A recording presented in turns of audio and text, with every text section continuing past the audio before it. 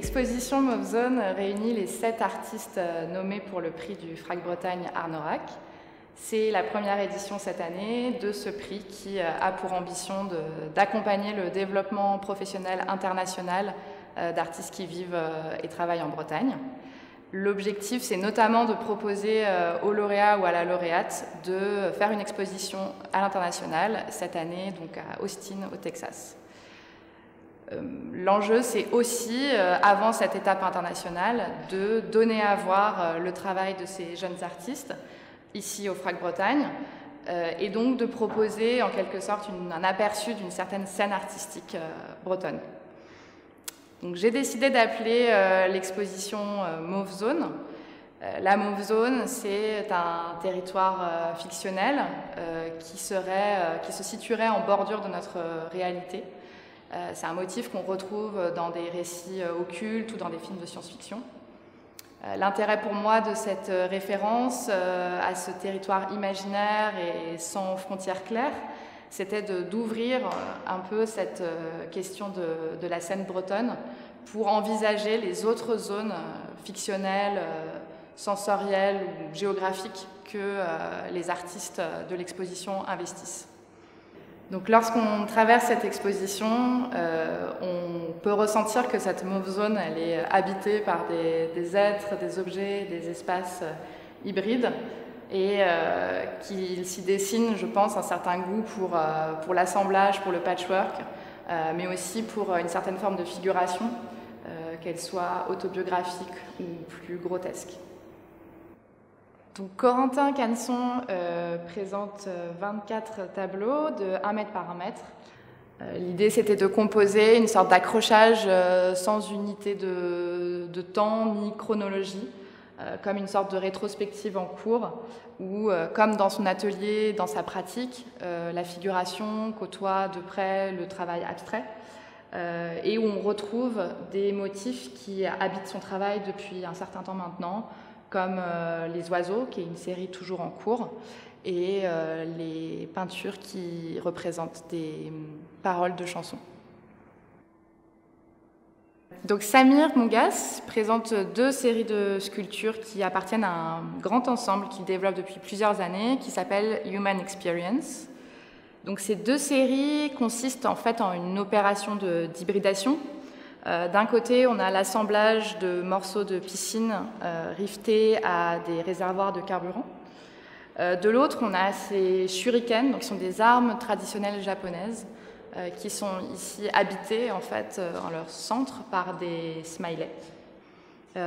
Ces 2 séries, elles produisent des objets qui existent un peu dans une temporalité assez particulière entre ruines et artefacts futuristes.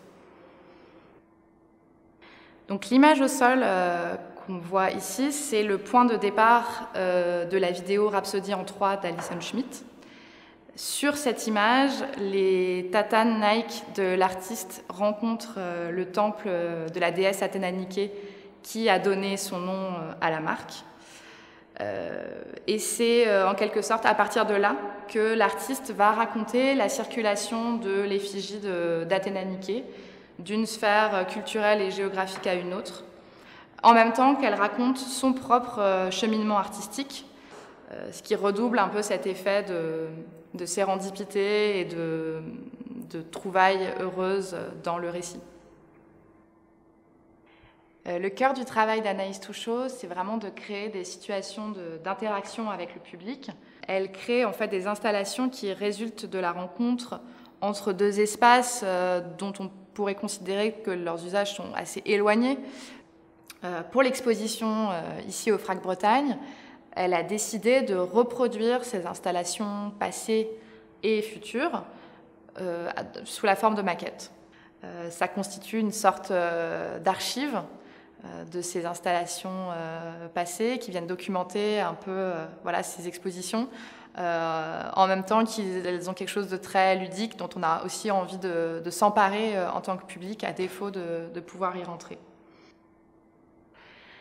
Ce qui me paraissait intéressant pour Camille Girard et Paul Brunet, c'était de montrer différentes facettes et différentes échelles de leur pratique du dessin.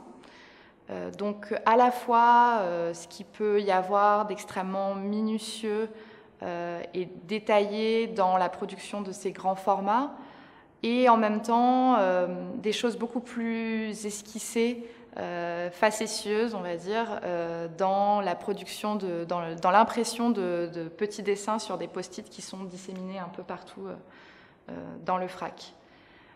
Ce qui est intéressant dans ces reproductions d'images qui les bordent, c'est que, selon moi, ce sont des images de l'enfance ou de l'adolescence qui continuent de nous accompagner dans l'âge adulte.